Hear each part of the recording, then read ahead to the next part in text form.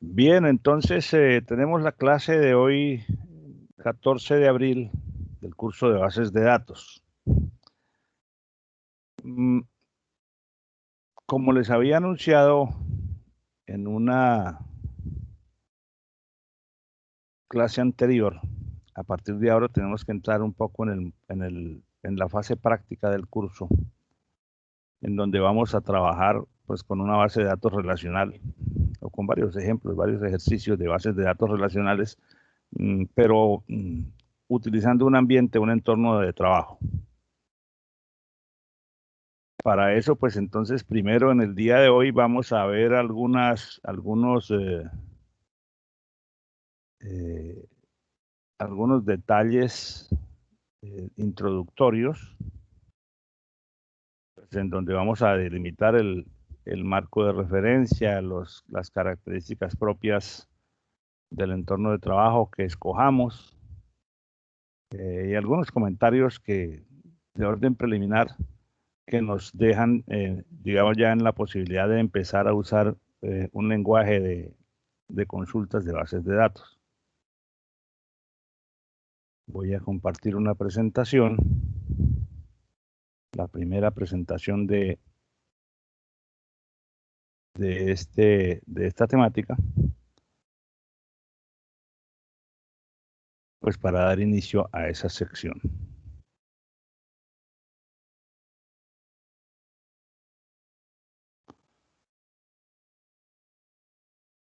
A ver, es esta, correcto. Vamos a compartir mi pantalla.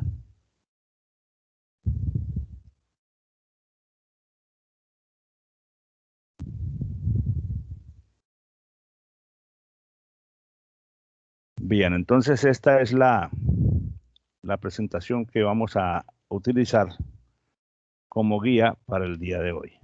Nuevamente le doy mi saludo cordial a los que están llegando.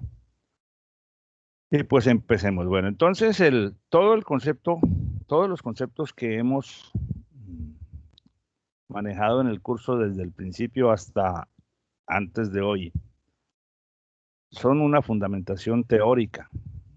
Representan, digamos, la metodología de trabajo con bases de datos, el concepto de lo que es un modelo relacional, las estrategias o las técnicas básicas para conceptualizar el modelo de datos de una manera que sea eficiente, no redundante, normalizada, porque de ello depende pues que cuando uno cree una base de datos ya operativa en un ambiente de trabajo, sea más o menos complejo controlarla. Mientras menos normalizada esté la base de datos, hay más riesgos de anomalías y por lo tanto riesgo de deterioro en la calidad final del producto. Pero eso hay que llevarlo, toda esa parte, digamos, toda esa conceptualización teórica hay que llevarla o hay que aterrizarla en un ambiente de trabajo específico y hay distintos. Nosotros vamos a usar como ambiente de referencia MySQL, MySQL. Yo lo leo en español, MySQL, bueno, en Spanglish, porque el My es inglés, SQL es español, pero mucha gente lo dice MySQL para respetar la pronunciación en inglés. Eso pues es un dilema que hay ahí, pero bueno, eso es simplemente retórico.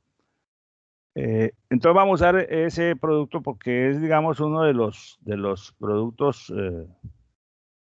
más conocidos, no es el único, obviamente, hay distintos entornos parecidos a él o que usan también el lenguaje de consulta estructurada SQL, pero pues MySQL o MySQL tiene algunas características interesantes, está muy difundido, es bastante robusto y por lo tanto pues nos sirve como escenario de trabajo sin la menor preocupación de que haya limitaciones.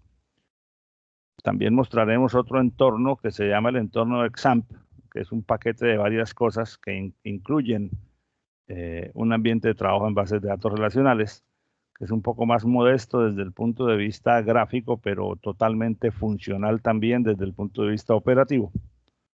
Trataremos de, a lo largo de los ejemplos, de ver, sopesar las dos alternativas, aunque me resulta un poco difícil por una razón técnica que les voy a explicar un poquito más adelante, que todavía tengo que ver cómo la resuelvo. Esa respuesta está relacionada con la propiedad del equipo en el que estoy trabajando, que me aplica algunas restricciones, y después les cuento cuando lleguemos al punto.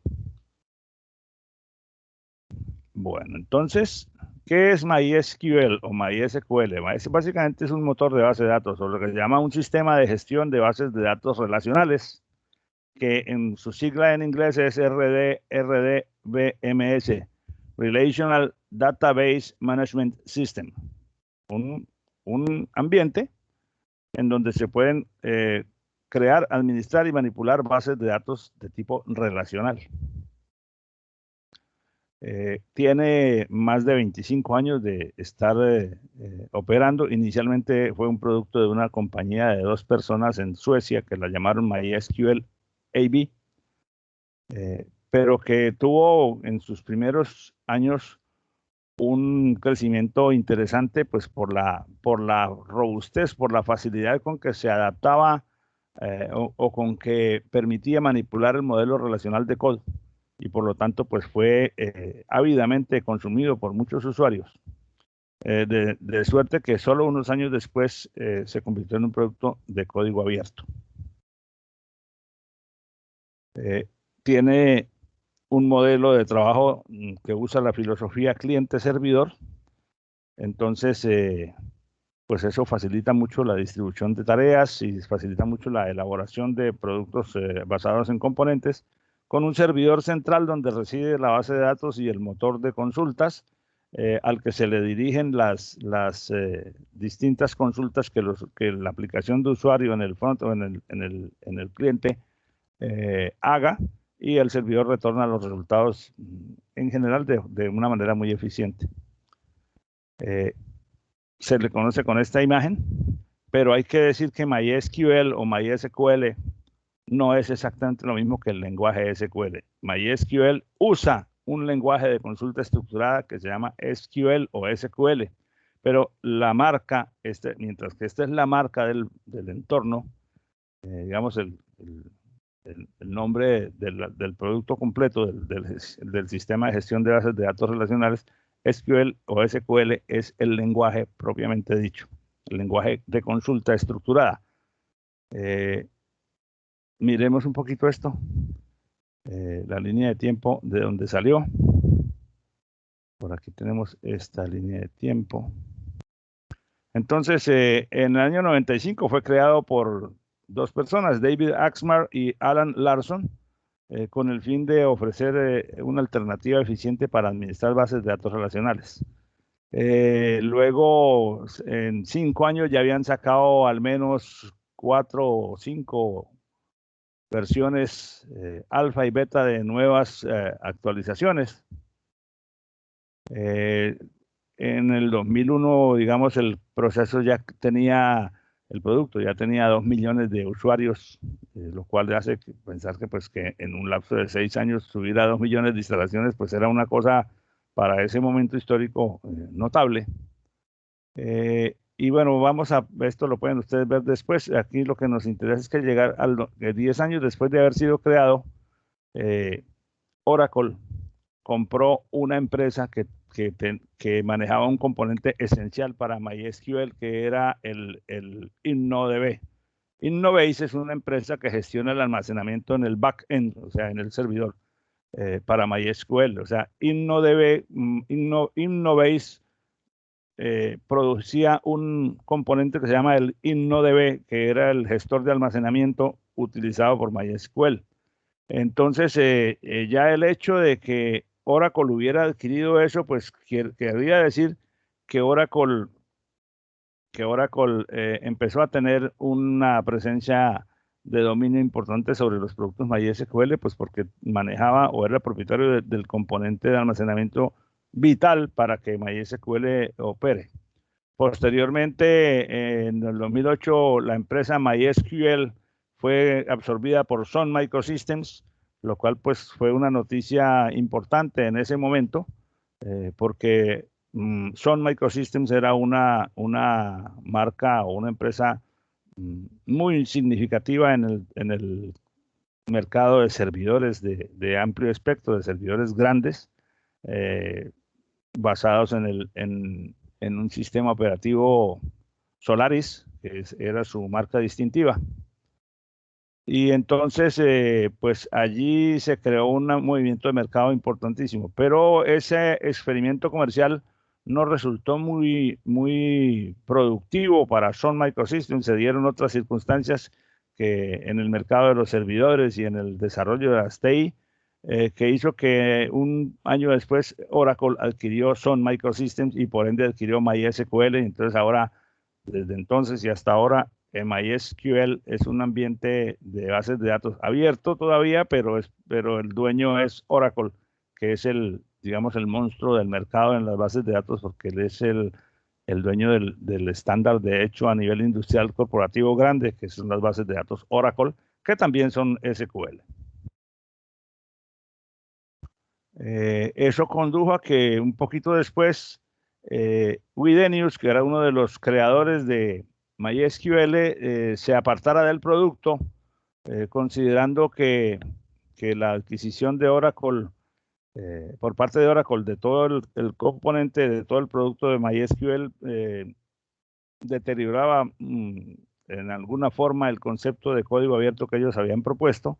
Y entonces él se dedicó a desarrollar lo que se llama un fork, una derivación de MySQL que se llama MariaDB, que es prácticamente como un gemelo de MySQL, de MySQL, que es una base de datos relacional que es totalmente abierta, gratis y que también se usa en distintos productos, como vamos a ver después. Entonces son como una versión gemela del producto original, tal vez con un poquito menos de alcance en el sentido de la robustez del producto, porque los productos Oracle sí son ampliamente robustos y tienen un soporte gigantesco.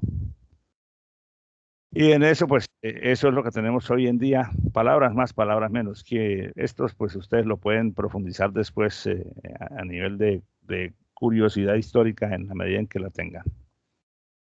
Por su parte, SQL, que es el lenguaje que está de fondo, es un lenguaje de consulta estructurada que fue diseñado para administrar y recuperar información de cualquier sistema de gestión de bases de datos relacional o de los que de cualquiera, porque en general esto podría operar sobre cualquier base de datos relacional.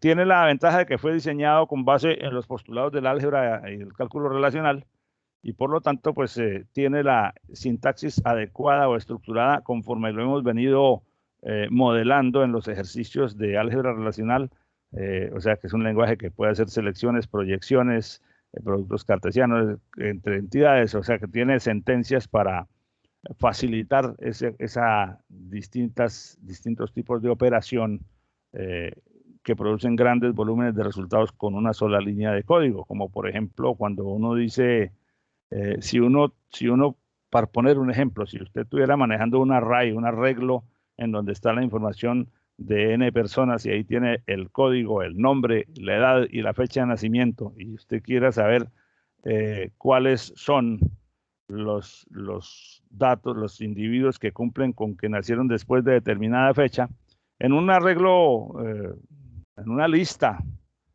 pues uno tiene que hacer el recorrido por la lista y verificar en cada caso, mediante alguna estructura cíclica o mediante alguna sintaxis que represente un ciclo o que internamente lo haga, y extraer una por una las líneas o las filas o los elementos de la lista que cumplan con la condición.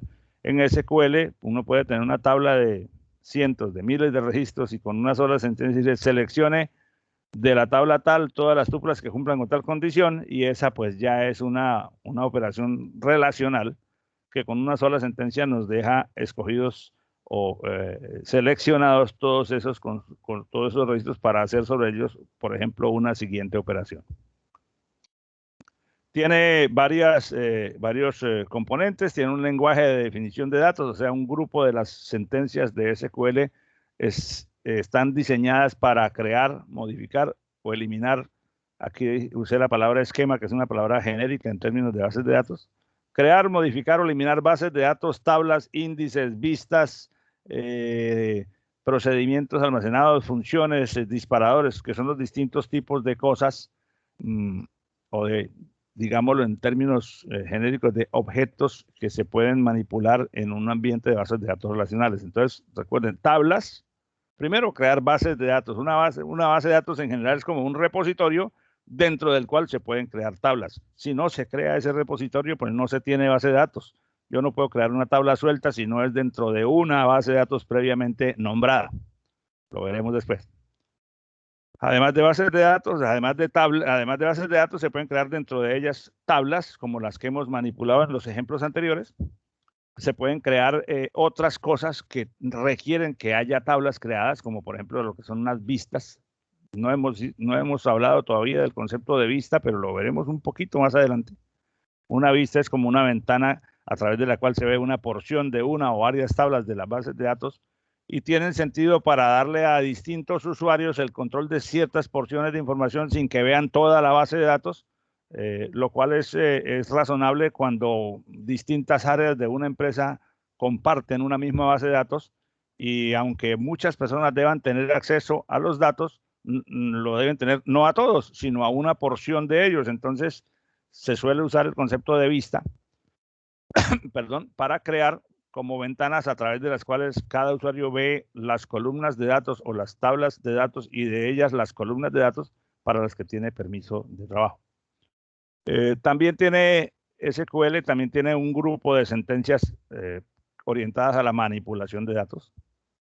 Esas trabajan con insertar, actualizar, modificar, extraer datos específicos, modificar atributos de una tupla, agregar tuplas a una tabla, eliminar, en fin, todo lo que es manipulación. Y un lenguaje o un grupo de sentencias, un lenguaje de control de acceso a los datos, que es el que le permite al administrador decir quiénes tienen acceso a qué datos. Entonces, este lenguaje, pues lo vamos a ir viendo, vamos a tener que hacer una visión rápida de él, pues hay mucho es un cuerpo muy grande. El objetivo dentro de este curso no es ni siquiera ver todo ese cuerpo en detalle porque requeriríamos como 3 o 4 veces el tiempo total del curso, pero sí sentar las bases esenciales para que cualquiera de ustedes pueda sobre esas bases trabajar de una manera razonablemente completa. E investigar o profundizar en los aspectos en que corresponda según sean las necesidades específicas. Bueno.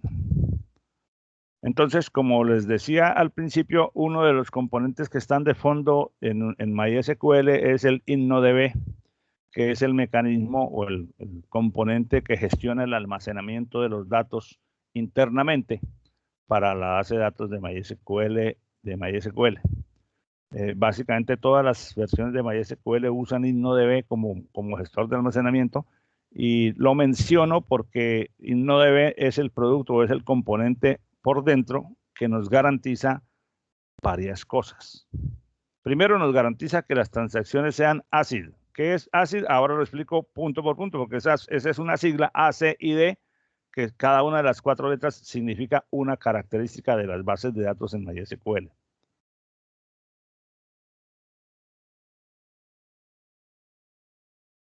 Discúlpenme. Segundo, que maneja el concepto de integridad referencial, o sea, administra las reglas de integridad de una forma general, de suerte que algunas de esas reglas que en otros sistemas de trabajo, en otros entornos, otros lenguajes, exigen del usuario hacer validación de los datos, en MySQL el mecanismo de almacenamiento, cuando se van a guardar los datos, aplica las reglas que se hayan definido o las que son reglas de integridad general, de manera que el usuario recibe las advertencias cuando se está violando alguna de esas reglas o simplemente el sistema no permite hacer determinadas cosas cuando las reglas rigurosas se están rompiendo por por parte de algún error o por parte de alguna inconsistencia en un dato. Y maneja el bloqueo de registros, que también lo vamos a mencionar como parte de la integridad referencial, que consiste en que cuando un usuario está manipulando un registro, ese registro no es accesible para más nadie hasta que no se termine la operación que se está haciendo con él. Porque pues si se permitiera, pues habría riesgos de ciertos niveles de inconsistencia cuando se actualiza concurrentemente el mismo registro de una tabla.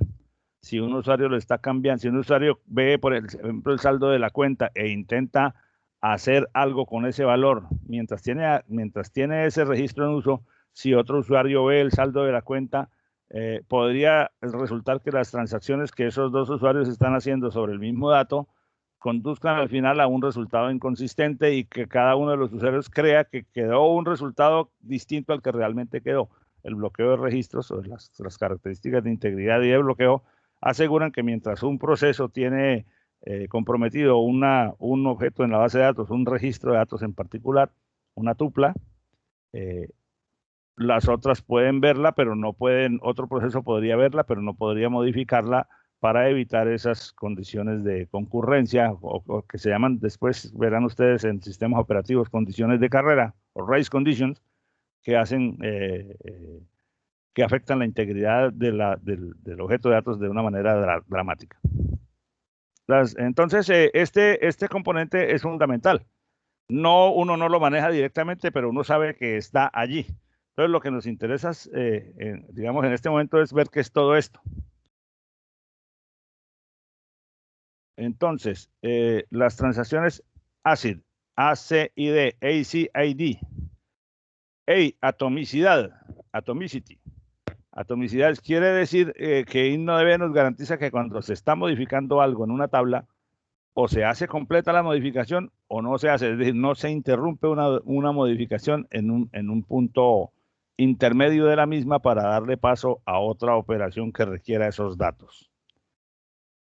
Entonces, así como habíamos hablado anteriormente, que en el modelo de la base de datos, los atributos de una tabla deben ser atómicos, es decir, deben representar datos indivisibles. La atomicidad, entendida en este caso como una característica de la ejecución de una transacción sobre la base de datos, implica que la transacción o se hace completa o no se hace. Es decir, que si yo voy a actualizar el valor del salario en una tupla, salario igual a salario más o por 1,20 para subirle el 20%, esa operación no puede ser interrumpida hasta tanto no se concrete la respectiva modificación concreta sobre la superficie del medio de almacenamiento, o sea, hasta tanto el dato no quede debidamente actualizado. Eso es lo que es atomicidad de las transacciones o de las operaciones sobre una base de datos. La otra es la consistencia, en la cual se dice que es una regla mediante la cual cualquier cambio que se haga sobre una base de datos que tiene un estado de consistencia válido, al final del cambio, debe la base de datos mantener ese estado de consistencia válido. Es decir, que un cambio no puede afectar las reglas de consistencia que se hayan definido, las reglas de integridad. Ahora que un par de láminas después miramos las reglas de integridad y quizás eso agregue un poco más de valor a esta definición. Pero en esencia lo que quiere decir, la base de datos siempre debe mantener un estado de consistencia. Consistencia significa que que representa una relación plausible, una relación que se ve que es correcta, una situación real que es correcta. Básicamente vamos a citar el mismo ejemplo, pero una transacción no puede conducir, por ejemplo, a que el saldo de una cuenta bancaria quede, a que el salario de un empleado quede negativo.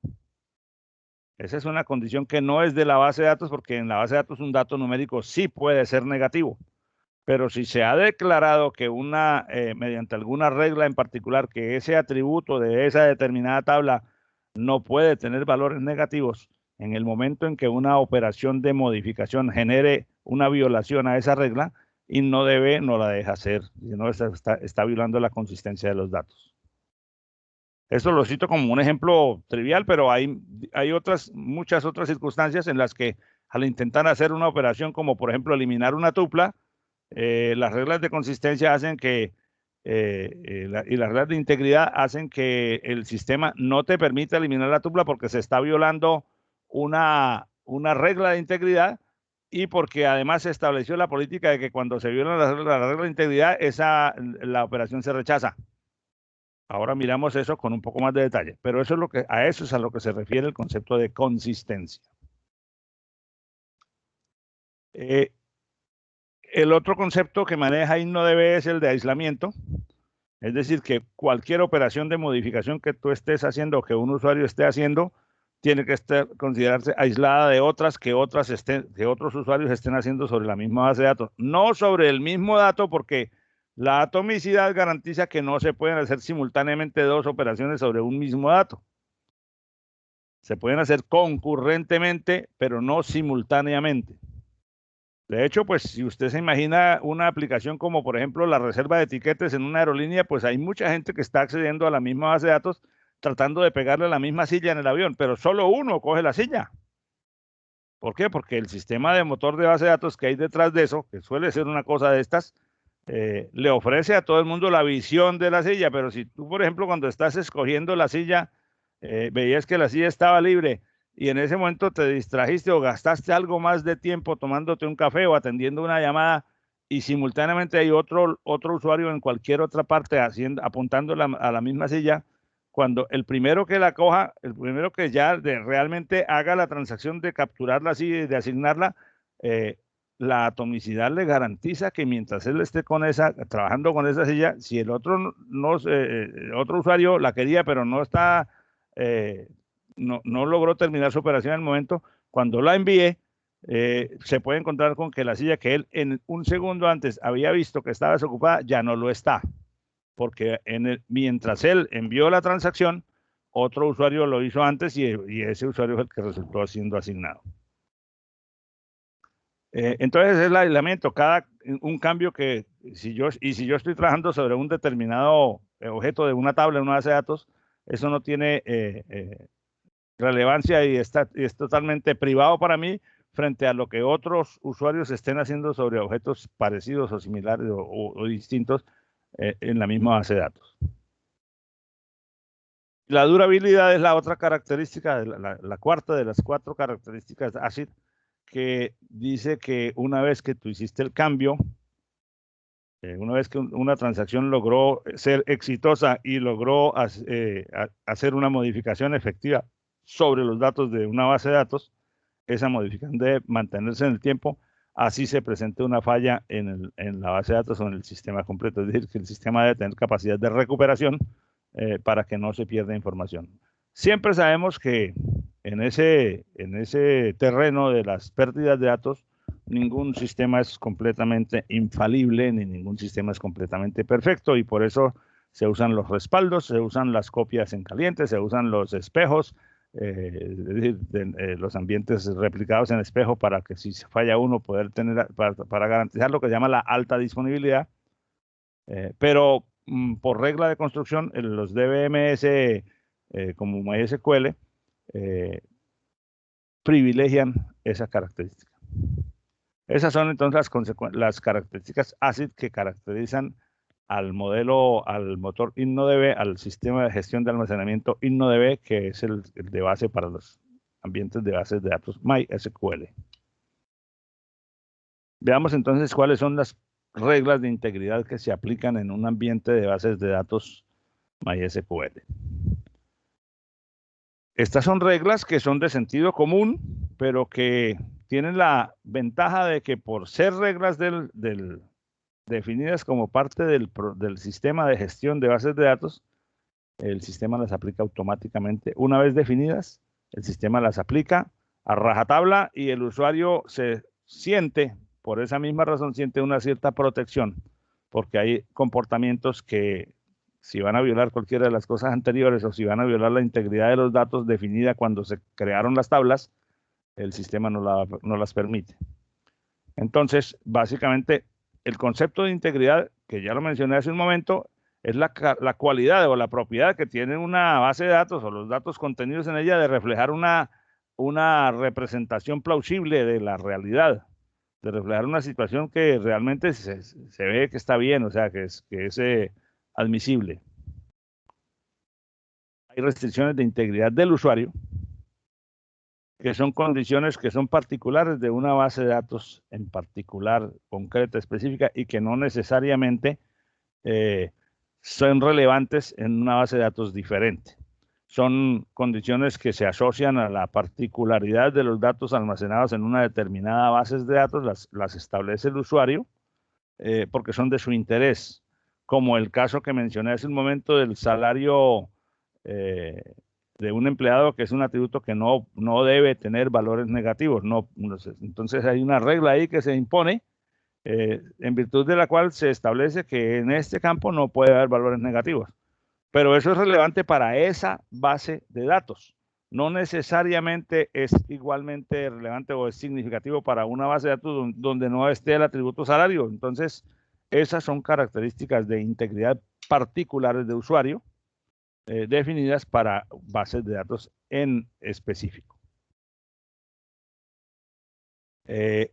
El usuario las tiene que definir, el sistema de gestión le tiene que ofrecer las alternativas o las herramientas para poderlas definir. Y una vez que el usuario las defina, el sistema de gestión de bases de datos es el que automáticamente se encarga de aplicarlas. De suerte que si, por ejemplo, se define esta regla, si en algún momento una transacción hecha por un usuario o por un programa de usuario calcula un valor cuyo resultado es negativo e intenta almacenarlo en ese atributo de esa tabla, el sistema no se lo va a permitir, no se rompe una regla de integridad, se rompe la regla de integridad tal. Entonces es como una manera automatizada, semi-automatizada, porque aquí el usuario las tiene que definir, pero una manera, un soporte de validación de los datos esenciales para garantizar que la consistencia, que la integridad de la base de datos no se pierda.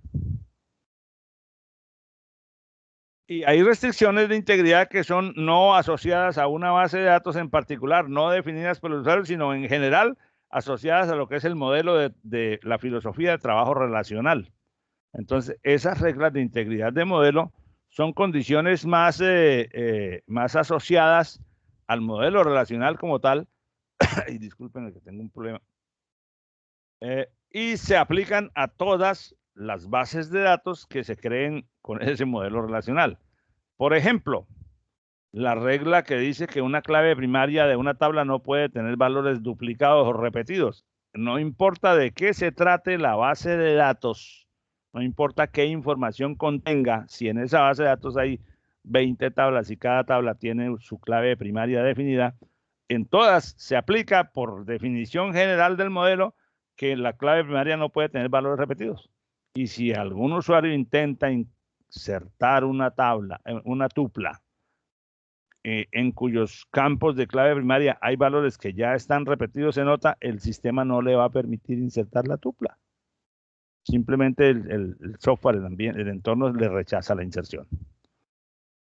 Entonces esas reglas de integridad de modelo están, y ahora las miramos, están definidas para todas las bases de datos que usen el modelo relacional. Y en el caso de MySQL, pues para todas las bases de datos que se creen allí.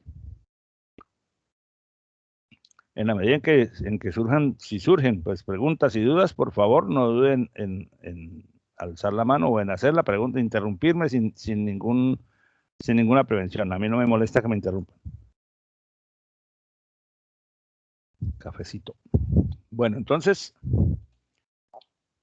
hacemos. Las reglas de integridad entonces hay varias, y las traje aquí para mencionarlas con su nombre propio para que nos queden en nuestro inventario de conocimiento. Hay una regla de integridad que se llama la regla de unicidad de la clave primaria, que es la que acabamos de mencionar. Ese es el nombre técnico, la regla de integridad de unicidad de la clave primaria. Toda clave primaria que se elija para una relación no debe tener valores repetidos. Esa es, digamos, la expresión coloquial o la expresión, sí, la expresión informal. Por ejemplo, si en esta tabla que contiene, digamos, la descripción de las oficinas de un edificio, dice el edificio tal tiene la oficina número 120, 122, 230, el edificio tal tiene la 120, bueno, los distintos edificios, por ejemplo, los edificios de la universidad, el A1, el A2, el A3, el A4, el A5, con las distintas aulas, bueno, y la superficie de cada, para algo puede servir esa información de planta física. Obviamente, en este atributo aquí hay valores repetidos porque un mismo edificio tiene varios salones, o varios, en este caso dice despachos. Esto lo tomé del libro de bases de datos de la Universidad Oberta de Cataluña, que está puesto como libro de referencia en la página de Sabio. Es un libro de licencia de código abierto, o sea, es un libro, por lo tanto, público, de acceso a todos, y por eso lo publiqué en Sabio. También en el número del salón o el número de la oficina también hay repeticiones, porque aquí hay un 120, aquí hay otro. Pero en este caso, la clave primaria de la tabla es ese conjunto de dos atributos. Entonces, la combinación completa no puede estar repetida. La forma canónica de escribir la regla de integridad de unicidad de la clave primaria es esta. Dice, si un conjunto de atributos denominado CP, usamos CP para simbolizar que es clave primaria. Si ese conjunto de atributos, o sea, uno o más atributos, constituyen la clave primaria de una relación R, recuerden que en este contexto la palabra relación se asocia a tabla, entonces la extensión de R, es decir, el conjunto de tuplas que conforman la relación R, no puede tener en ningún momento dos tuplas con la misma combinación de valores para los atributos del conjunto CP. Esa es la forma estricta de escribir la regla y así también es tomada literalmente del texto de la Universidad Oberta de Cataluña. La gracia o la ventaja es que el sistema de gestión de bases de datos debe garantizar que esta regla se cumpla siempre en las acciones en las cuales el usuario intente insertar una tupla o intente modificar una tupla hacer una modificación en la que se involucre uno cualquiera de los atributos que conforman la clave primaria. Entonces, cuando se va a meter una tupla nueva en una tabla, el sistema de gestión de bases de datos en aplicación de esta regla revisa que los valores de los atributos de la clave primaria en esa tupla nueva no estén ya guardados en alguna otra y si no están, deja hacer la inserción. Pero si encuentra que es una clave primaria repetida, el sistema rechaza la inserción, rechaza la operación con un código de error.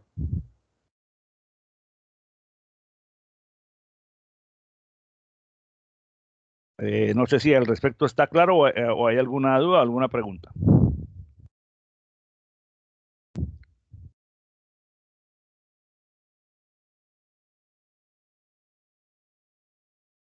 Hay otra regla de integridad que se llama la regla de integridad de entidad de la clave primaria, mientras aquella es la de unicidad de clave única. En este caso es entidad de la clave primaria que dice que la clave primaria de una relación no puede tener valores nulos, no puede estar desocupados los atributos o sea, no pueden estar vacíos o nulos los atributos que componen una clave primaria. La regla pues es consistente con la misma redacción. Si el conjunto de atributos CP, si un conjunto de atributos CP constituyen la clave primaria de una relación R, en la extensión de esa relación, es decir, el conjunto de tuplas que conforman esa relación, no puede tener ninguna tupla con algún valor nulo para alguno de los atributos de CP. Por ejemplo, en el caso anterior de edificio más salón, no se trata de que los dos estén vacíos. Con que uno de los dos esté vacío ya no es válido como clave primaria, ya esa tupla no es válida y el sistema de gestión de bases de datos garantiza que esa regla se cumpla siempre que vas a insertar tuplas o siempre que vas a modificar una tupla cuando en la modificación se ve involucrado uno, cualquiera o todos los atributos que conforman la clave primaria en esa tupla. Entonces llevamos dos reglas de integridad, la de unicidad de la clave primaria y la de entidad de la clave primaria. Y hay reglas de integridad referencial. Ustedes recuerdan que en la construcción de los modelos relacionales hemos definido como una regla o dos reglas fundamentales que son que primero que toda tabla debe tener su clave primaria y segundo que en una tabla puede haber, no es obligación que los haya, pero podría haber uno o más atributos que se conocen como claves foráneas, porque los valores de ese atributo, todos corresponden a algún valor de la clave primaria de otra tabla. Es decir, una clave foránea es un atributo cuyo valor referencia a la clave primaria de otra tabla secundaria. ¿De acuerdo? Como por ejemplo, si yo tengo datos de personas, la cédula, el nombre, la fecha de nacimiento, la ciudad de nacimiento, el departamento donde nació, y ahí pongo el código del departamento de uno de los 30 y pico departamentos del país, es porque hay otra tabla que tiene código de departamento y nombre de departamento. Entonces, en la tabla de las personas, ese código de departamento de nacimiento es una clave foránea porque sus valores tienen que ser, para que sea válido, el valor del departamento tiene que ser uno cualquiera de los valores de la clave primaria de la otra tabla. Entonces, a eso se refieren las reglas de integridad referencial, que esa consistencia siempre debe garantizarse. Toda clave foránea debe tener o un valor nulo, porque la clave foránea sí puede estar vacía, o un valor que exista en la clave primaria de referencia, de la tabla referenciada. Entonces la regla dice así: si el conjunto de atributos CF, porque una clave foránea puede ser también un conjunto de atributos, no necesariamente uno solo. Vamos a suponer que en el caso más simple, siempre es un atributo o un código que referencia a la clave primaria de otra tabla. Si los atributos CF son la clave foránea de una relación R, y esa clave foránea referencia a una relación S, otra, la cual tiene como clave primaria CP. Entonces, CF es un atributo que está dentro de la relación R y se considera clave foránea que está referenciando a una relación S, una segunda tabla, en donde la clave primaria es CP. Entonces, para toda tupla de la extensión de la relación R, donde está la clave foránea, los valores para el conjunto de atributos clave foránea o son nulos o son valores que coinciden con los valores de la clave primaria de alguna tupla de la otra tabla. Creo que esa definición pues ya es más que conocida por nosotros. En el caso de que eso suceda, de que la clave foránea no esté nula, sino que la clave foránea tiene valores que coinciden con los valores de una tupla de la otra tabla, se dice que T, o sea, la tupla donde está la clave foránea, es una tupla que referencia a la clave primaria S, y que en la otra tabla S es una tupla que tiene una clave primaria referenciada por T. Entonces, la clave foránea referencia a otra tabla. La clave primaria de la otra tabla está referenciada por la clave foránea desde la primera tabla. Es decir, estas son terminologías que puse aquí subrayadas solo para resaltar los dos conceptos. Pero repito, esta regla ya la conocíamos. Perdón, es para adelante. Cuando haya esa definición, cuando se definan atributos como claves foráneas,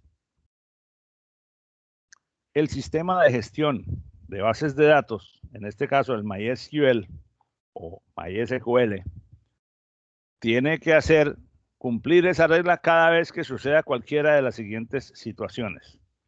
Cuando se va a insertar tuplas en una relación que tiene clave foránea, entonces, antes de dar por válida la inserción, el sistema de información, el sistema de gestión de bases de datos, revisa los valores de la clave foránea. Si son nulos, no hay problema y deja meter la tupla, porque la clave foránea puede estar nula.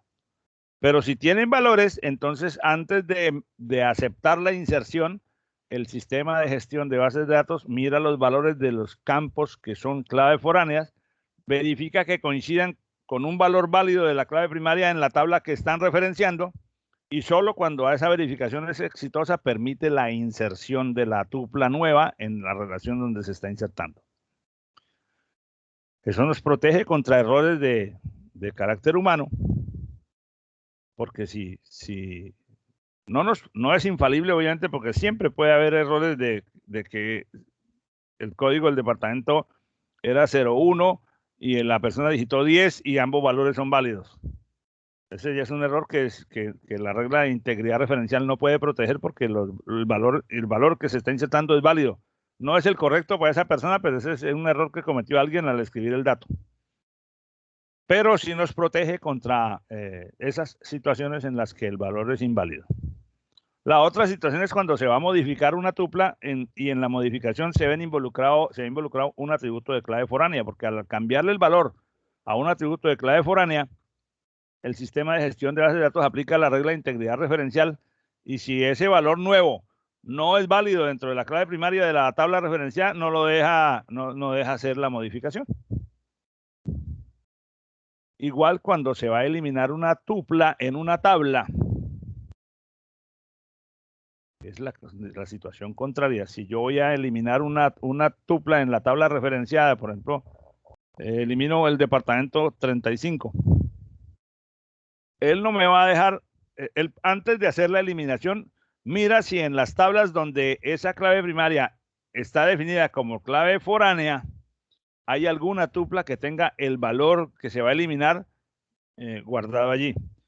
Porque si eso es así, ahí hay un problema. Él no me va a dejar eliminar la tupla referenciada porque dice, pues no la puedes quitar porque hay muchas tuplas que se refieren a esa en otras tablas mediante una clave foránea. Entonces, si la eliminamos, cuando se vaya a trabajar con estas tuplas, no va a encontrar el registro correspondiente y por lo tanto ahí puede haber la necesidad de estudiar el problema de alguna forma específica. Ahora miramos. Otra situación en la que se aplica esa regla de integridad referencial es cuando se trata de modificar el valor de los atributos que son clave primaria en una entidad. Si quiero cambiar la clave primaria a un atributo, porque por ejemplo estoy cambiando un sistema de codificación, no lo puedo hacer si hay tuplas en otra tabla que tienen como clave foránea el valor que voy a modificar en la tabla referenciada. En esos casos hay que mirar cómo se manejan las políticas, que las vamos a revisar a continuación. Se tiene que definir una política para tratar esos casos, porque no se trata simplemente de prohibir, aunque la prohibición nos garantiza que la consistencia se mantenga. La prohibición no nos deja trabajar, porque dicen simplemente no puedes hacer la modificación, no puedes hacer la eliminación.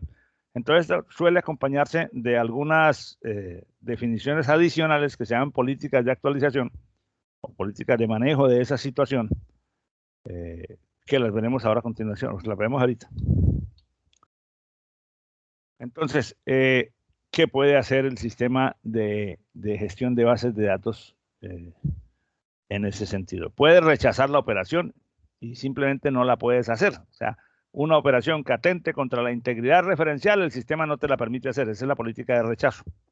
También puede aceptar la operación siempre y cuando se complete con otras operaciones adicionales que compensen la pérdida de integridad, la pérdida de consistencia, hasta que se solucione. Entonces, en ese caso, bien sea al borrar una tupla que contiene la clave primaria referenciada o al modificar alguno de los valores de los atributos de la clave primaria, el sistema tiene que ver o se tiene que configurar más bien en el sistema. Él no tiene que tomar la decisión porque él actúa de acuerdo a las políticas que se le configuren.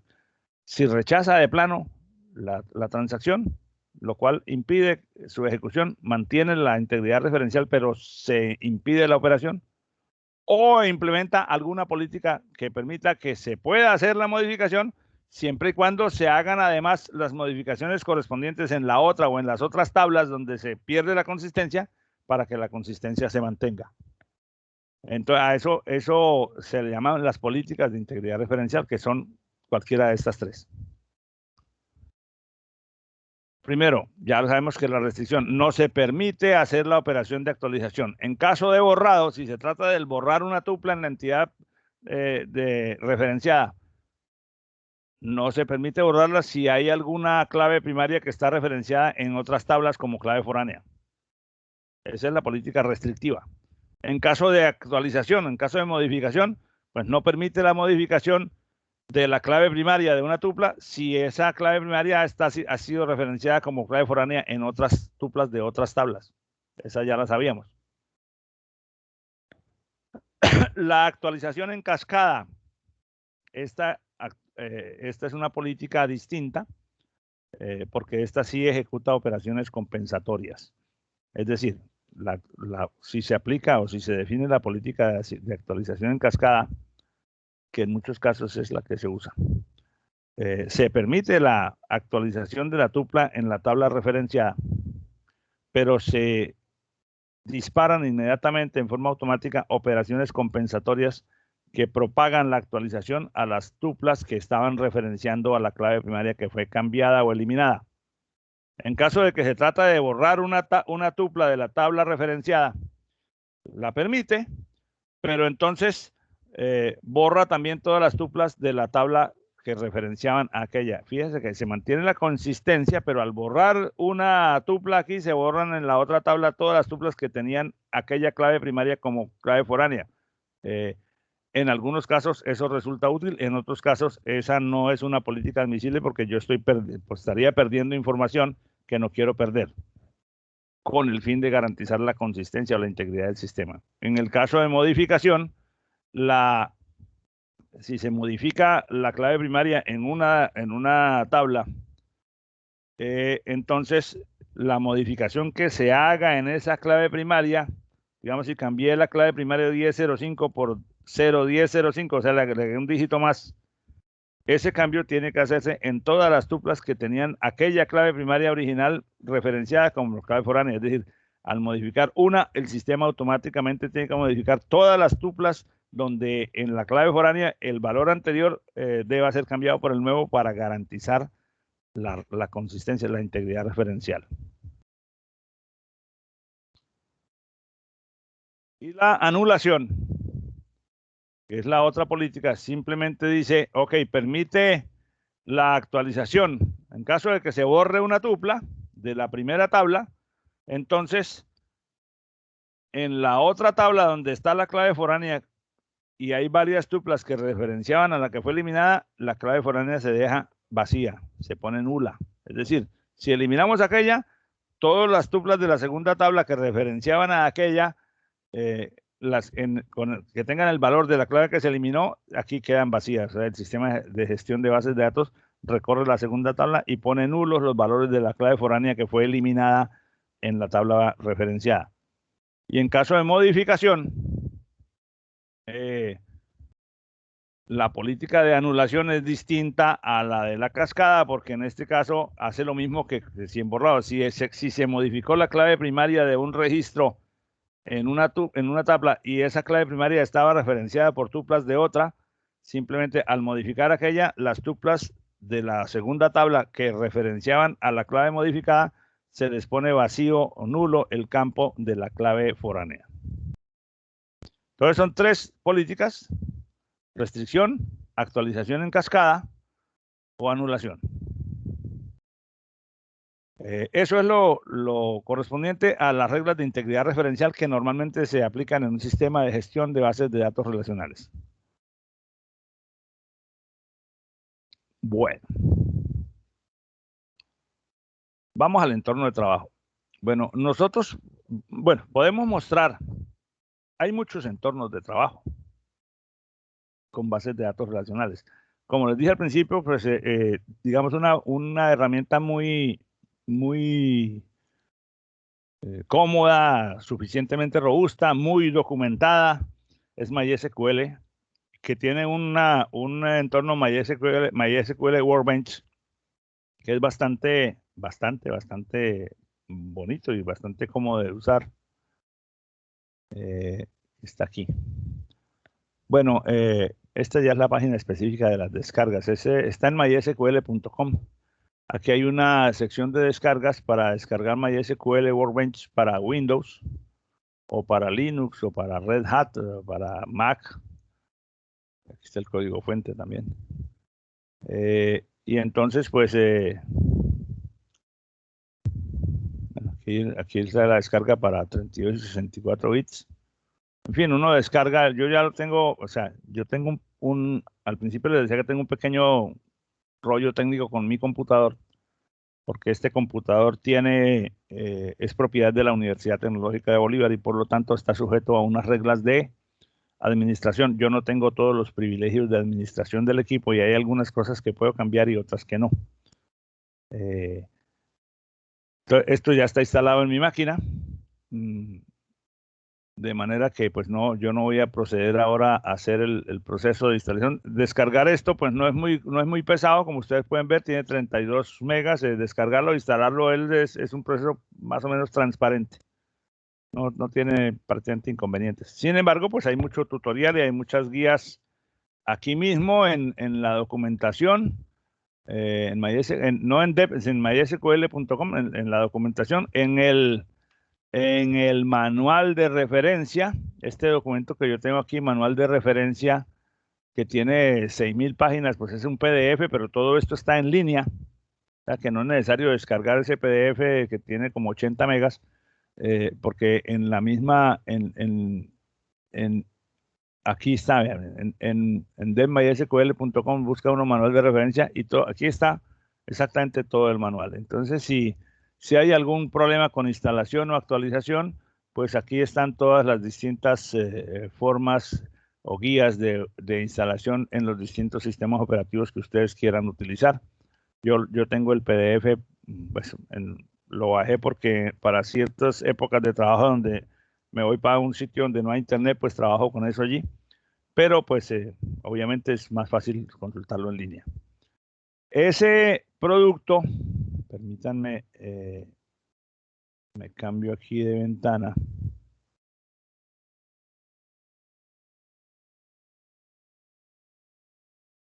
¿Dónde está? Aquí es que con tantas cosas. Ese producto, vamos a correrlo aquí.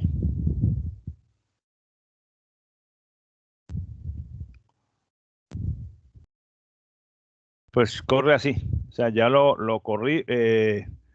Bueno, profesor, disculpe. Sí, dígame. Usted está compartiendo la pantalla. Usted está Ya lo voy a compartiendo compartir. pantalla. Ya lo voy a compartir. Corre así.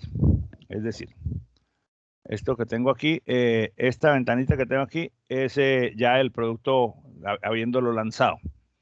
Normalmente abre una instancia de un servidor local conectado al puerto, la base de datos está conectada al puerto 3306 y ahí es donde tengo el problema porque para probar otro entorno de trabajo, como lo vamos a ver ahorita, el XAMPP, ambos le pegan al mismo puerto, pero yo ya tengo este conectado a 3306, entonces si uno quiere cambiarse de entorno para trabajar en XAMPP, teniendo este instalado, pues tiene que primero desconectar del puerto o cambiarle el puerto a cualquiera de los dos, y eso pues implica una tarea técnica pequeña, pero bueno, no importa, ese no es el foco de atención ahorita. Este producto, si yo miro aquí pues tiene un menú de cosas que tendremos que aprender a reconocer. El objetivo hoy día, en la clase de hoy, no es todavía meternos allá, pero uno puede crear aquí, por ejemplo, meterse aquí y crear los modelos de bases de datos. Aquí yo tengo unos, este es aquí, creo que venía con él incluso. Estos dos son ejercicios incompletos que tengo. Uno puede crear un modelo nuevo. Y al crear un modelo nuevo, entonces puedes agregar tablas, puedes agregar vistas, puedes agregar rutinas. Estas vistas y estas rutinas, pues son lo que decía al principio, las vistas sobre la base de datos, concepto que todavía no hemos estudiado. Y las rutinas incluyen los triggers y los procedimientos almacenados, concepto que tampoco hemos estudiado. Y aquí uno puede agregar un diagrama y a medida que uno va agregando o necesitando, puede crear el diagrama entidad-relación completo. No voy a hacer eso ahora para no gastar tiempo haciendo ese tema, pero sí me voy a meter en la conexión local que tengo aquí. Aquí hay repito, esto que estoy mostrando es solamente a título informativo por el momento. Ustedes tendrán la la disponibilidad de tiempo y la inquietud para estudiar esto con más detalles. No podemos gastarnos muchas horas de clase describiendo para qué sirve cada cosa, pero el proceso es bastante intuitivo y por lo tanto es fácil de aprender. Aquí, por ejemplo, veo que tenemos un esquema de base de datos que ya está creado aquí, que es el de empleados, que tiene unas tablas, tabla de departamentos, que tiene 2 columnas, departamento número con tipo char de 4 caracteres y el departamento nombre tipo bar char de 40. La tabla de departamento empleados, departamento gerente, la tabla de empleados, la tabla salarios, la tabla cargos. Este es un ejemplo que venía precargado en la instalación.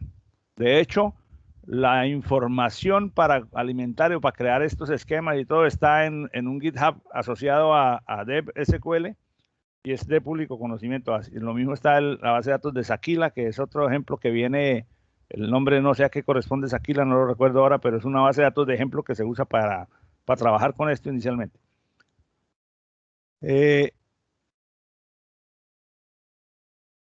Por ejemplo, en este caso, si yo me metiera por acá,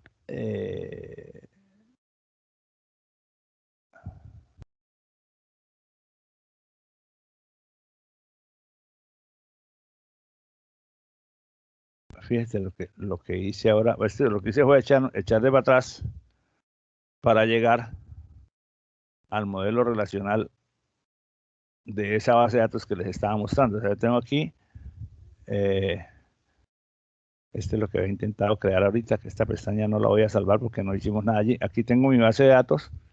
Pero cerré accidentalmente el modelo relacional. Bueno, lo cierto es que esta interfaz te permite crear tablas, crear bases de datos, crear tablas, alimentarla y administrarla. Y también tiene la posibilidad de ejecutar scripts o segmentos de código o hacer programas en SQL para manipular las bases de datos no manualmente, sino mediante una estructura de código que se puede escribir acá. Entonces, este es uno de los entornos que digamos, es un entorno que les pido que por favor estudien, que revisen, porque lo vamos a usar de una manera general para las distintas tareas que vamos a hacer a lo largo de esta fase práctica. ¿Qué más tenemos? Bueno, por el momento no creo que sea más lo que les voy a decir. Aquí hay información de administración del servidor. Pero estoy desconectado, entonces esta man se me va a salir. Sí. Bueno.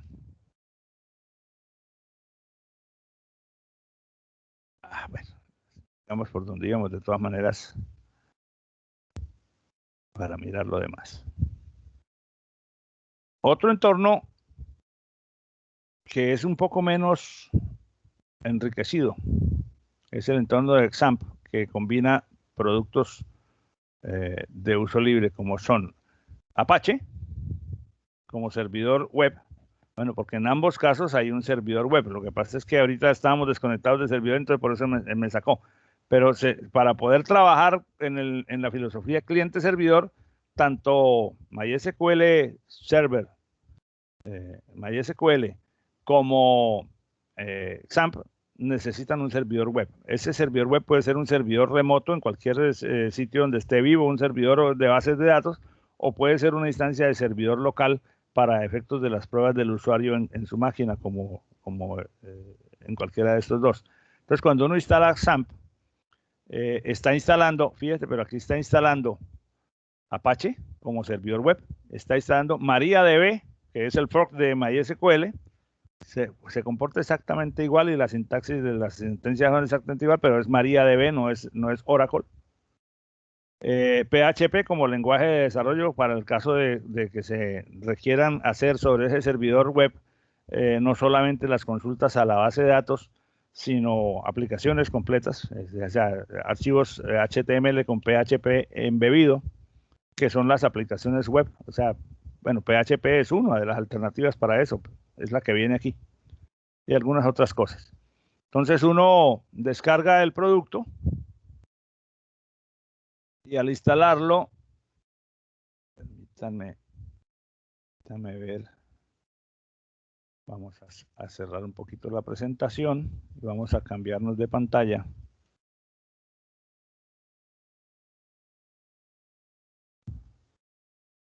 Entonces ahora ustedes están viendo mi Teams. Entonces yo veo que por aquí yo debo tener en el panel de control este icono, un icono naranjadito. Y me lanza este panel de control. Vamos a cambiarnos a la otra pantalla. Mejor.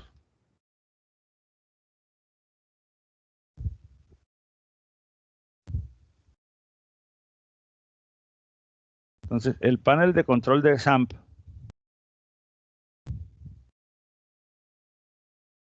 es este, que como ustedes pueden ver, me dice el estado de los productos que están incluidos allí. Está el módulo Apache, el servidor web, que todo está apagado en este momento. Cuando yo arranco el Apache, él se conecta inmediatamente al puerto 80, porque es un servidor web.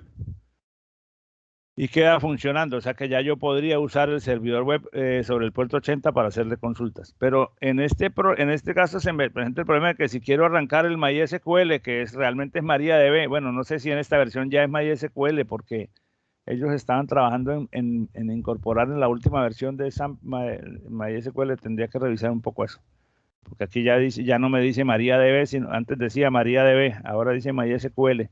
El problema es que no lo puedo arrancar, porque me dice que debido a un puerto bloqueado. ¿Por qué? Porque yo ya tengo configurado el puerto 3306 para ser accedido por MySQL Workbench. Entonces, como este señor también intenta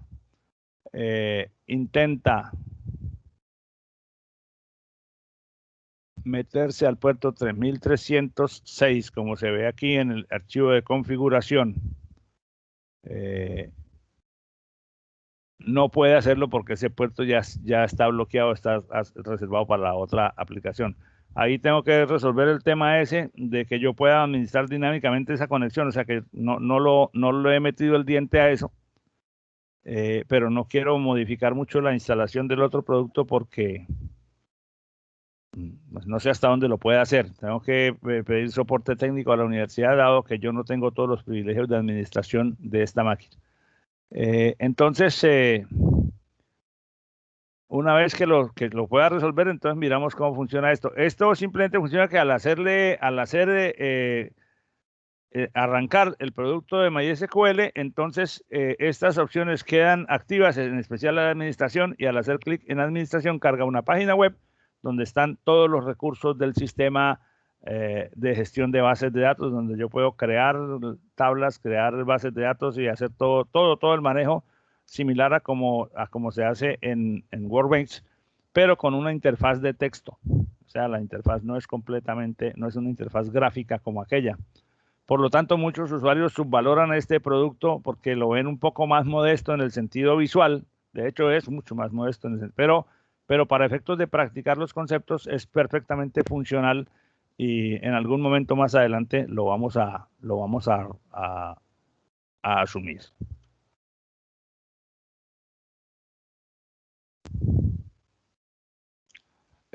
Bueno, esto ya lo dijimos. Ok. Este ya lo mencionamos. Son las distintas herramientas que contiene. Eso lo miraremos después.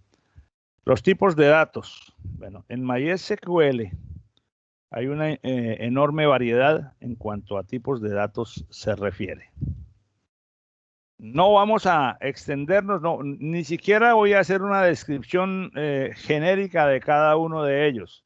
Pero como les mostré hace un momento en el manual de referencia, permítanme lo miro aquí desde el punto de vista del PDF. Sí, en el PDF, que también está disponible en la página.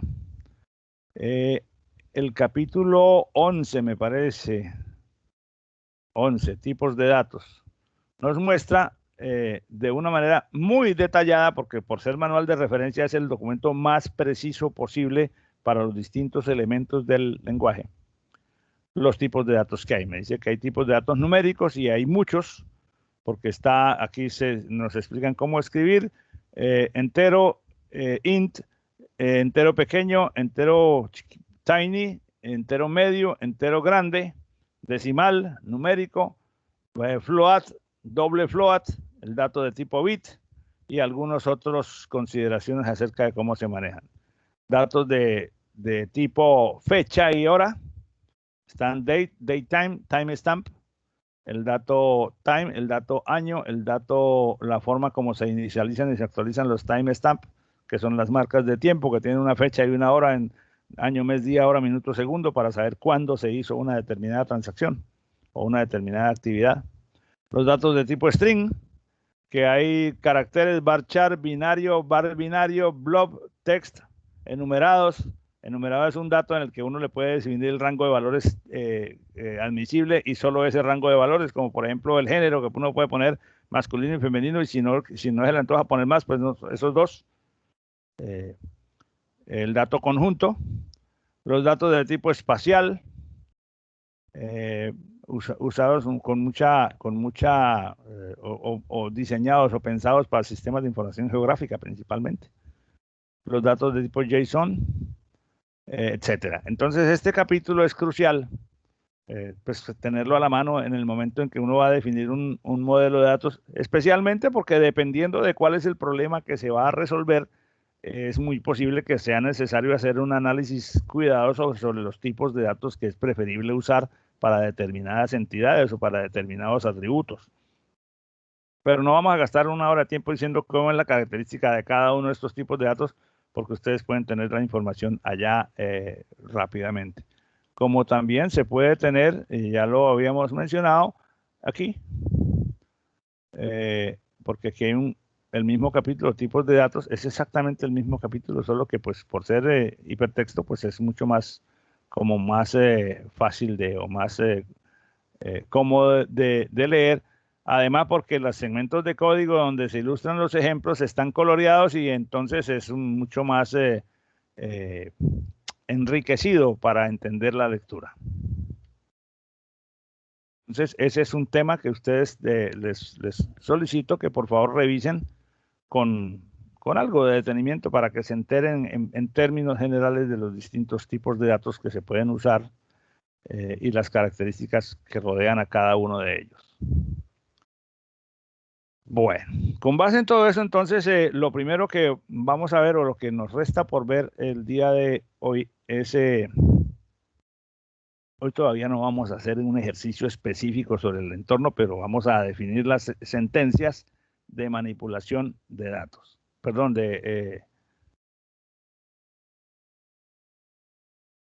perdón, esta parte no debería ir aquí, estoy equivocado. Aquí no vamos a ver las sentencias de manipulación, sino las sentencias de definición de datos. Estas láminas quedaron mal pegadas aquí. Permítame, busco las láminas correctas porque primero vamos a ver las sentencias de definición de datos, la DDL, antes de las de manipulación, porque las de manipulación son las sentencias que permiten, como lo dice aquí, insertar, actualizar, seleccionar o borrar tuplas de una tabla, pero todavía no hemos hecho las sentencias de creación de las tablas y de las bases de datos. Entonces cometí un error al pegar estas láminas que las tengo que quitar de aquí, o sea, tengo que insertar otras primero que esas. Permítame, las localizo en mi almacén antes de continuar. No sé por qué cometí ese error y no me di cuenta. Ah, sí sé, porque estaba usando el otro archivo directamente y pegué el que no era.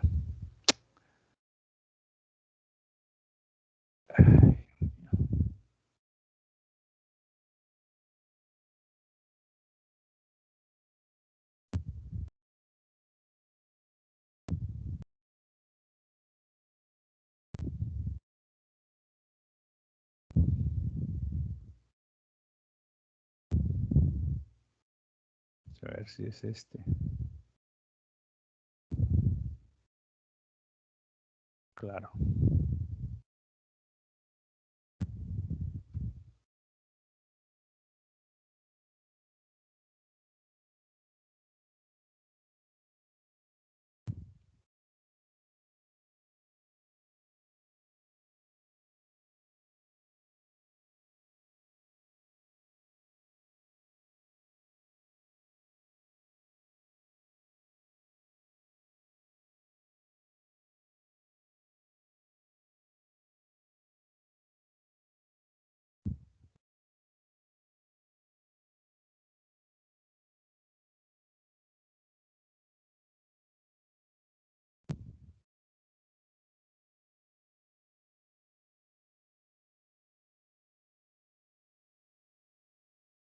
Bueno, parece que las encontré.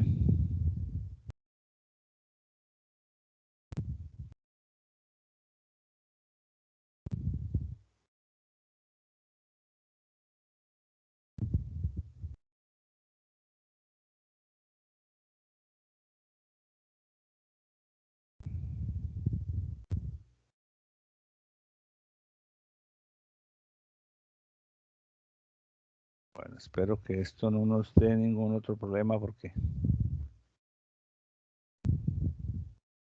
Ahora sí, sentencias de definición de datos.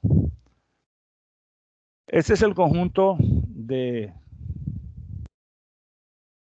acciones que están incluidas en el lenguaje SQL, cuyo propósito es definir o modificar estructuras de datos dentro de una base de datos. Las estructuras de datos dentro de una base de datos pues son el repositorio como tal de la base de datos, las tablas y bueno, las distintas cosas que están asociadas a una tabla. Por el momento vamos a hablar de tablas antes de ver vistas y de ver otros elementos. Vamos a centrarnos sobre cómo crear la base de datos y cómo crear las tablas. Estas sentencias, este lenguaje de definición de datos tiene sentencias de 4 clases, cuatro sentencias en específico. La sentencia para crear, la sentencia para modificar la estructura de una tabla, la sentencia para borrar y la sentencia para vaciar el contenido de. No, esta es distinta a borrar porque borrar elimina el objeto completo. Esta solamente elimina su contenido. Como ven, las palabras reservadas son muy explícitas: crear, alterar, borrar o truncar. De suerte que es bastante fácil manejar eso. Entonces, por ejemplo, create, si se trata de crear una base de datos, entonces la sentencia create se acompaña de la palabra database y el nombre de la base de datos. Con eso es suficiente para crear el espacio separado con un nombre específico dado por el usuario y dentro del cual se van a crear todos los objetos de la base de datos que tiene ese nombre. Entonces, esto sería, digamos, la primera opción, la primera operación que se realiza antes de proceder a crear tablas dentro de la base de datos.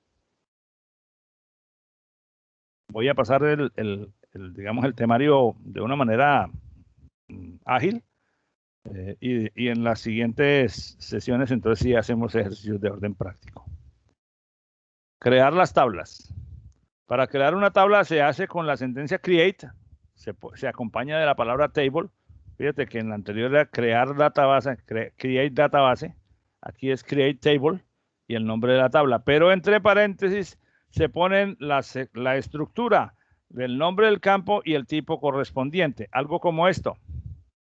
Si yo digo, créeme la tabla clientes y entre paréntesis los distintos atributos de la tabla, cada uno con el tipo de datos, varchar, varchar, varchar, enum, date, varchar, varchar. Aquí esto, como copié esto de un ejemplo de un libro, estos hipervínculos lo que hacen es llevarme al manual de referencia para explicar qué es varchar. O sea, hagan de cuenta que los hipervínculos no están. Es opcional. Si yo deseo ponerle el atributo no nulo a cada campo, con lo cual inmediatamente, esta es una característica de esas reglas de integridad de usuario, con lo cual inmediatamente a partir del momento en que se crea la tabla, el sistema no me va a permitir meter una tupla donde cualquiera de los campos esté nulo. No siempre se pone no nulo en todos los campos, pues porque, por ejemplo, el celular es un campo que no necesariamente los datos de un cliente esté disponible. Entonces, es decisión del usuario establecer este tipo de restricciones de integridad de usuario, cuándo las pone y cuándo no. Crear la tabla de ejemplos. Esta es otra forma de referenciar una tabla cuando va a estar creada dentro de otra base de datos. Este es el nombre de la base de datos, punto, artículos es el nombre de la tabla y esta es la descripción de la tupla. ¿Por qué lo muestro así? Porque es que uno puede tener Permítame, busco acá un archivo. Uno puede crear un archivo de texto como este. Que esto es un archivo hecho en el blog de notas, como ustedes lo pueden ver aquí. Y puedo decirle, por ejemplo, en este caso, borre la base de datos prueba 1 si existe, y enseguida cree la base de datos prueba 1 si no existe. Bueno, estas dos sentencias están hechas porque yo, es decir, simplemente las pongo al inicio del script, por si ya existía una base de datos con ese nombre, yo iba a crear una nueva con ese nombre, pero la estructura de aquella era distinta a la que tengo aquí. Bueno, en fin. O sea que esto no es obligación, esto no es obligación ponerlo en todos los scripts de creación de una base de datos. Aquí lo estoy creando para validar que la que voy a crear no coincide con el nombre de una que ya existiera, porque son datos simplemente, bases de datos simplemente de ejemplo. Una sentencia que sí tiene que haber siempre cuando uno va a trabajar dentro de una base de datos es que al crearla, la base de datos queda creada y yo tengo que decirle al sistema de gestión de datos que la voy a usar. Entonces, la sentencia siempre a nivel de línea de comandos es use y el nombre de la base de datos. Por eso está aquí, por eso esa sentencia aparece aquí. Pero no debería ser, en este caso no debería ser empleados, sino la que acabo de crear, prueba 1. Si la que quiero usar es prueba 1, entonces le digo use prueba 1. Ahora le estoy diciendo, si existen estas tablas con estos nombres, que son las que veíamos que están en el ejemplo que viene en la instalación de Workbench, bórrelas. ¿Por qué las estoy borrando? Simplemente para validar que se eliminen y volverlas a crear aquí, porque este es un ejemplo de script de creación. Normalmente esto no lo pondría yo en una creación original de una base de datos nueva. Simplemente pongo la sentencia crear tabla, el nombre de la tabla y la descripción de los registros. Y todo esto, ya veremos el momento, llegaremos al momento de hacer todo esto en una práctica real. Todo esto yo lo puedo ir al ambiente de Workbench o al ambiente de XAMPP en el editor de SQL, meter ese código y decirle ejecúteme ese código y con ese solo clic, pues obviamente ejecuta todas las sentencias siempre y cuando estén correctamente escritas. Otra forma es que yo use el ambiente gráfico de Workbench o de XAMPP o de cualquiera para decirle crear tabla y entonces él me abre la ventanita, el nombre de la tabla, nombre de los campos, tipo de datos de cada campo, tamaño de cada campo, o sea, lo que está aquí, lo puedo hacer también manualmente usando la interfaz gráfica de la aplicación. Son distintas alternativas para hacer eso. Lo que me interesa aquí en este momento es que la sentencia se escribe crear tabla, el nombre de la tabla, bien sea el solo o junto con el de la base de datos, si lo necesito hacer así, y la descripción. Aquí en estos ejemplos está entre comillas, pero realmente no es obligatorio poner estas comillas, aunque si las pones no va a haber ningún inconveniente. Como ya vimos en el script que les mostré hace un momento en texto, no es obligatorio esa sentencia. La sentencia estricta, la sintaxis estricta de cada sentencia, en caso de que la quieran precisar, pues está obviamente aquí. Entonces, en el manual de referencia, bueno, ustedes buscan en el capítulo correspondiente, las declaraciones, aquí están las distintas sentencias en las declaraciones, en el capítulo 13, que es declaraciones del lenguaje SQL. Por ejemplo, crear la declaración crear tabla, la sentencia crear tabla. A ver.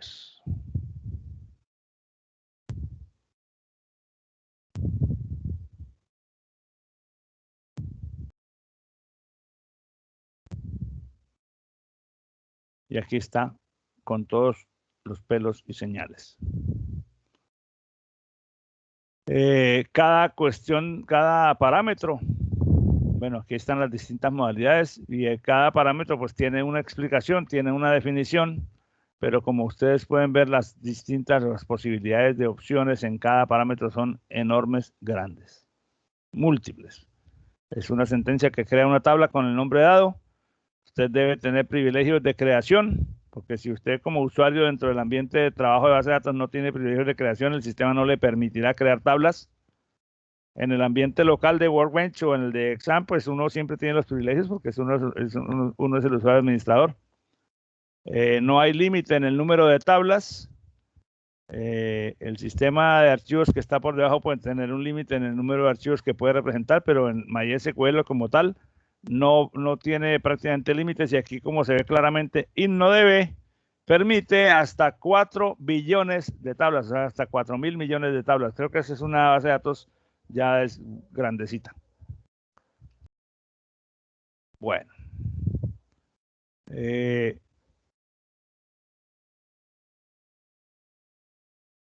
La creación de una tabla también puede incluir inmediatamente la definición de cuál es la clave primaria. Eso se puede hacer en el entorno gráfico, como lo vamos a hacer en el primer ejercicio. Cuando uno define una tabla, uno puede marcar con una llavecita, esta es la clave primaria, sin tener que acudir a ninguna sentencia de código. Pero cuando se necesita crear una tabla desde el código, porque puede suceder que en la ejecución de una aplicación sea necesario crear una tabla temporal en la base de datos, entonces desde una línea de código, entonces la tabla, la sentencia tiene que ser de crear tabla con los campos que tenga y el sufijo primary key y el nombre del campo que establece la clave primaria. Con una sentencia de texto como esta dentro de un programa, inmediatamente se crea la tabla y se define cuál de los atributos es el que va a actuar como clave primaria. Si yo creé la tabla y no definí la clave primaria, posteriormente también se le puede definir marcándola en el entorno gráfico de la aplicación o mediante una sentencia de alterar la tabla para decirle, para asignarle la clave primaria, como le dice aquí en una sentencia de alteración. Bueno, esto tiene sentido para cuando se va a usar SAMP. Eso lo miramos en el momento en que estemos usando SAMP para ver dónde quedan las estructuras que se están creando. Quedan en una carpeta interna dentro de la instalación, donde están digamos, los esquemas que el usuario ha creado. Para modificar la estructura de una tabla se usa la sentencia alter table, que tiene varias formas de uso. Cuando es para agregar columnas, alter table, el nombre de la tabla, add el nombre de la columna con el tipo de datos, o eliminarle una columna, o cambiar el tipo de datos de una columna, o cambiar el nombre de una columna. Entonces yo tengo que usar en cualquiera de esos casos la sentencia alter table, seguida de el nombre de la tabla que voy a alterar, seguida de cuál es el tipo de alteración, que puede ser agregar columna, eliminar columna, modificar una columna o cambiar una columna. Cuando digo columna es un atributo. Por ejemplo, si yo le voy a agregar el atributo CLI-dirección a la tabla clientes, yo digo, altere la tabla de clientes agregándole la columna CLI-dirección de tipo varchar de 10, no nulo. Si se trata de eliminarlo, pues es porque ya la tabla contiene ese atributo. De lo contrario, pues esta sentencia arrojará el error de que el atributo no fue encontrado. Y en lugar de agregar, pues le digo drop y el nombre del atributo que quiero eliminar. Si quiero definirle una clave primaria a la tabla que no había sido definida, altere la tabla clientes agregándole como clave primaria el atributo respectivo. Eliminar la clave primaria, pues drop primary key, alter table, pero con drop primary key. O agregarle una clave foránea a una tabla. Vuelvo y repito, cuando estemos trabajando en el ambiente gráfico y uno tenga la tabla definida en la ventanita donde se define el objeto del esquema, uno tiene la posibilidad de tener allí la descripción del registro campo a campo y uno puede marcar en una casilla cuál es la clave primaria, cuál es la clave foránea, las distintas cosas adicionales a la estructura de la tabla. Pero si lo va a hacer desde una línea de código, lo tendría que hacer así. Altere la tabla tal, aquí está el nombre de la tabla que se va a alterar, agregue la clave foránea tal columna y tiene que decirle, y referencia a la tabla de referencia donde este campo es clave primaria, con la columna tal o tal o tal, según sea la necesidad. Por ejemplo, en este caso le digo, altere la tabla de artículos agregándole como clave foránea el campo categoría del artículo que referencia a la cat ID en la tabla categoría. Entonces, este es un campo de esta tabla. Este es un campo de esta tabla. En la tabla de artículos, este campo se considera clave foránea y los valores almacenados en ese campo tendrán que ser valores que correspondan a la clave primaria, a la clave cat ID de la tabla referenciada.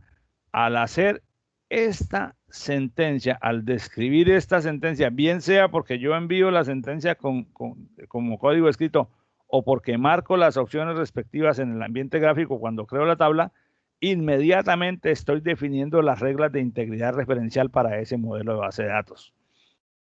Entonces, ¿qué ocurre? Que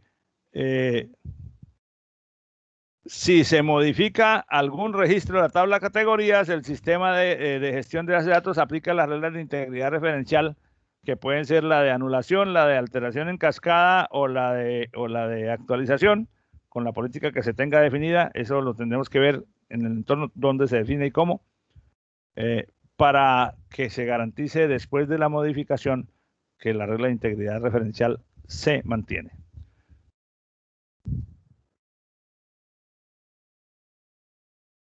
Pongamos que deseamos adicionar una columna que se titula Ven valor a la tabla ventas para posteriormente almacenar en ella el valor en dinero de la venta correspondiente a cada tupla. Se altera la tabla de ventas agregando la columna y ya. Ese es, digamos, es el ejemplo es un ejemplo trivial. Clonar una tabla, o sea, hacer una copia de una tabla. Pues obviamente primero hay que tener la tabla que se va a copiar, tiene que existir. Entonces yo puedo decir create table, cree la tabla nueva como la tabla existente. Create table artículos 2 como la tabla de artículos. Y esto genera una nueva entidad que se llama con este nombre, cuya estructura, contenido y propiedades y todo es idéntico a la entidad existente. Pero en cuanto a estructura, no en cuanto a las tuplas de datos, me refiero a la estructura, me refiero a cómo está conformado el registro, qué nombres de datos, qué nombres tienen los campos, qué tipos de datos, cuál es la clave primaria, etcétera, pero no copia los datos de una tabla a la otra, porque esta es una sentencia de definición de datos, no de manipulación de datos. Entonces, para pasar los registros o para hacer que la segunda estructura contenga exactamente el mismo alcance, el mismo conjunto de tuplas que tiene la anterior, se tiene que usar una sentencia no de creación, sino una sentencia de manipulación de datos. Si se quiere borrar una tabla, se usa la sentencia drop. Si se quiere borrar una base de datos completa, se usa también la sentencia drop, pero en ambos casos se pone la palabra correcta si es tabla o si es database, seguido del nombre de la tabla o el de la base de datos. Esta sentencia es de mucho cuidado y el sistema generalmente cuando la vas a usar te manda una ventana de advertencia para que confirmes si realmente la quieres ejecutar porque es irreversible su efecto. Después de que se borre una tabla o de que se borre una base de datos, no se puede recuperar. Vaciar el contenido de una tabla se hace con truncar. Esto simplemente deja la tabla vacía, no afecta para nada su estructura ni su definición, pero las tuplas, digamos, los datos contenidos en los registros de la tabla desaparecen y no son recuperables.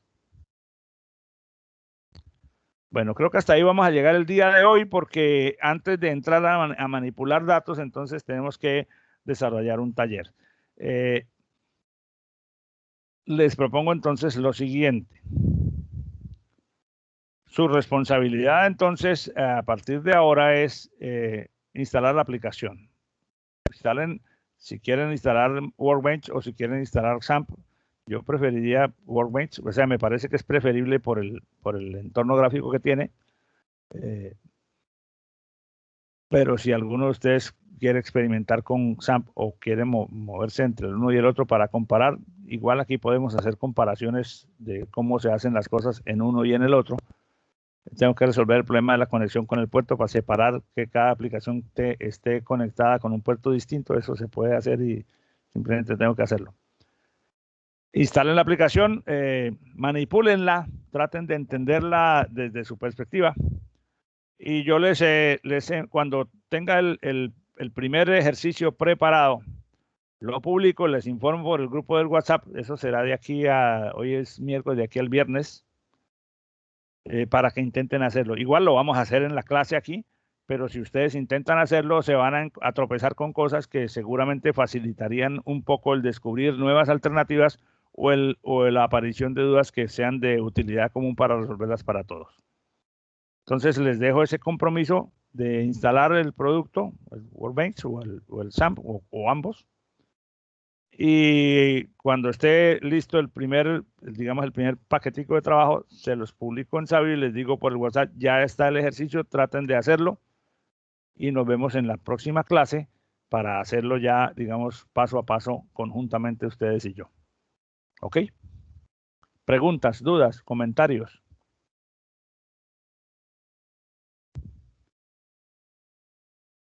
Bueno, no habiendo ninguna pregunta, entonces doy por sentado que el material que hemos visto hoy ha sido razonablemente bien recibido.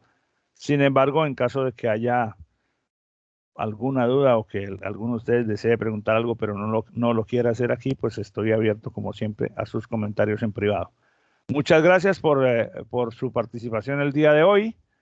Espero que tengan un feliz resto de semana y nos vemos en la próxima clase. Listo, profe, muchas gracias.